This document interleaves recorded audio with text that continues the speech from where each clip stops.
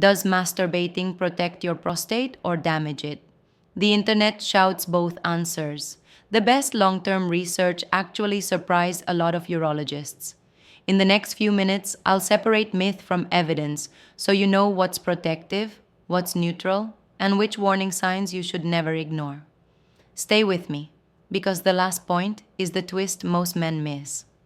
I'm Doc Zara, a urologist with more than 15 years of clinical experience, and my job here is to translate the research into clear, practical steps you can actually use. Let's start with the big fear, cancer. The strongest signal we have comes from the health professionals' follow-up study out of Harvard.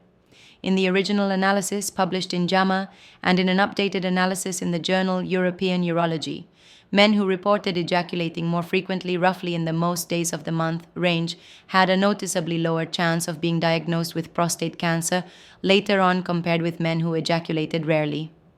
That's an association, not proof of causation, but it has shown up more than once in high-quality data. In simple words, frequent ejaculation does not wear out the prostate. If anything, the big population studies point in the opposite direction. Why might that be? Think of the prostate as a factory that makes fluid. Regular emptying may reduce the time waste products sit in the ducts. There are also plausible hormonal and local immune effects. Those are working theories, but they match the pattern seen in the Harvard cohort that JAMA and European Urology reported. Now, what about enlargement and night urination, BPH, and those frustrating bathroom trips after midnight? This is where online advice gets loud and wrong. The American Urological Association's BPH guidance emphasizes age, hormones, bladder behavior, and lifestyle factors. Ejaculation frequency is not listed as a cause of enlargement. Studies that look directly at ejaculation and urinary symptoms are mixed. And when you account for age, many show no meaningful link between how often a man ejaculates and how big his prostate is or how weak his urinary stream is. A few analyses hint that more frequent ejaculation might correlate with fewer symptoms, but that's not consistent across all studies. The safe takeaway: masturbation doesn't cause BPH. For most men, it's neutral. Night urination is usually driven by prostate growth with age, bladder sensitivity, fluid timing, sleep issues, and sometimes medications. Prostatitis and pelvic pain are different. In men with the NIH-defined chronic pelvic pain syndrome, what many call non-bacterial prostatitis, long gaps without ejaculation can make some symptoms worse. Older clinical reports and reviews referenced in urology texts like Campbell-Walsh, Wine Urology note that regular ejaculation can reduce the sense of pelvic congestion for some patients. It's not a cure, but if your pelvic heaviness eases after ejaculation and returns with long abstinence, that's a useful clue to discuss while you and your clinician rule out infection and other causes. So, if the big fear is cancer, the best evidence leans protective, or at least not harmful. If the concern is B, pH, and night urination, frequency looks neutral for most men.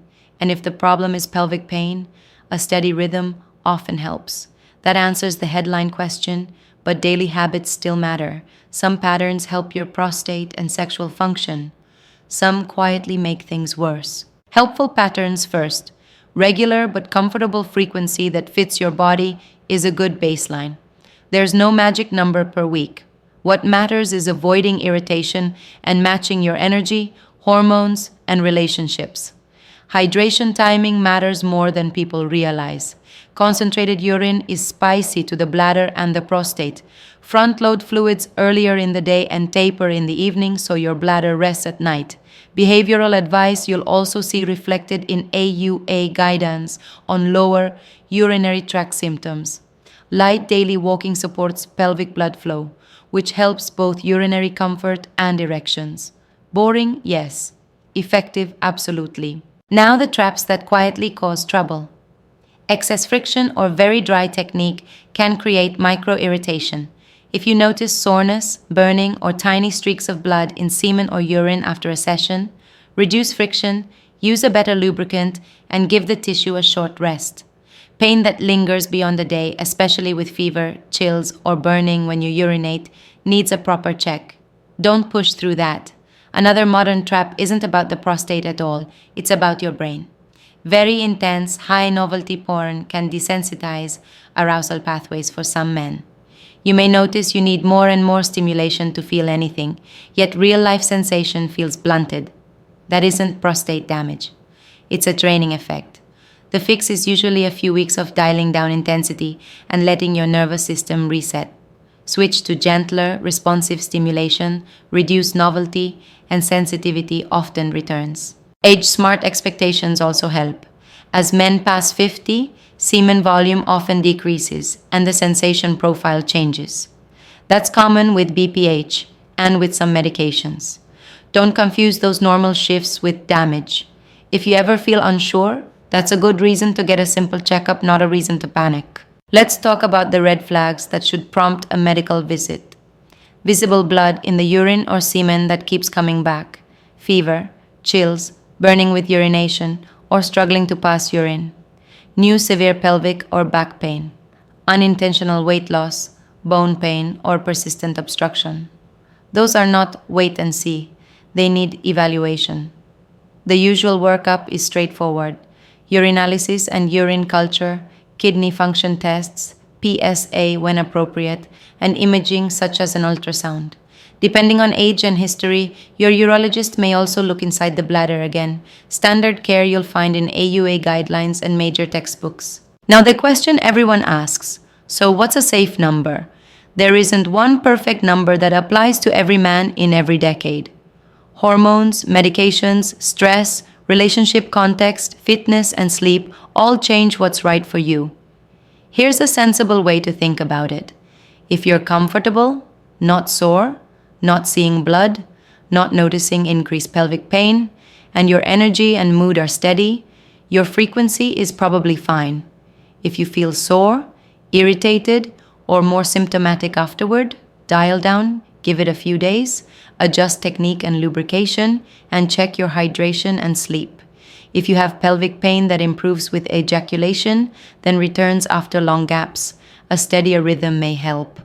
And if anything on the red flag list shows up, get checked and let a clinician guide you. So put it all together.